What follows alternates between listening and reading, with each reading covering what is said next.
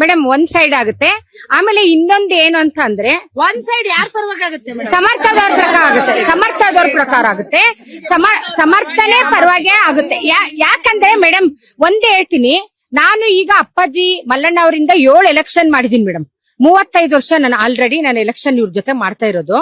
ಮೊದ್ಲಿಂದನೂ ನಾವು ದಾವಣಗೆರೆಯಲ್ಲಿ ಪಕ್ಷ ನೋಡಿಲ್ಲ ನಾವ್ ಈಗ್ಲೂ ಬಿಜೆಪಿ ಅವರು ನೋಡಿಲ್ಲ. ಇವ್ರು ಏನ್ ಗೊತ್ತಾ, ಮೊದ್ಲಿಂದನೂ ಶಾಮನೂರ್ ಶಿವಶಂಕರಪ್ಪಾಜಿ ದಕ್ಷಿಣ ಅನ್ಲಿಲ್ಲ, ಉತ್ತರ ಅನ್ಲಿಲ್ಲ.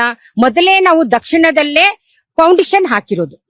ಗೌರ್ಮೆಂಟ್ ಸ್ಕೂಲ್ ಆಯ್ತು, ಆಮೇಲೆ ಹೆರಿಗೆ ಹಾಸ್ಪಿಟಲ್ಗಳಾಯ್ತು, ರೋಡ್ಗಳಾಯ್ತು, ದುರ್ಗಮ್ಮ ದೇವಸ್ಥಾನ, ಆ ಕಡೆಗೆಲ್ಲ ಜಲಸಿರಿ ನೀರ್ಗಳಿಂದ ಪ್ರಭಾವ ಎಲ್ಲ ನೀರ್ಗಳೇ ಇರ್ತಿದ್ದಿಲ್ಲ ಮೇಡಮ್. ನೀರೇ ಇರ್ಲಿಲ್ಲ. ಕುಂದವಾಡ ಕೆರೆನ ಆ ಏರಿಯಾದವ್ರಿಗೆ ಫಸ್ಟ್ ನೀರಿಂದೆಲ್ಲ ಪ್ರಿಫರೆನ್ಸ್ ಕೊಟ್ಟಿದ್ರು.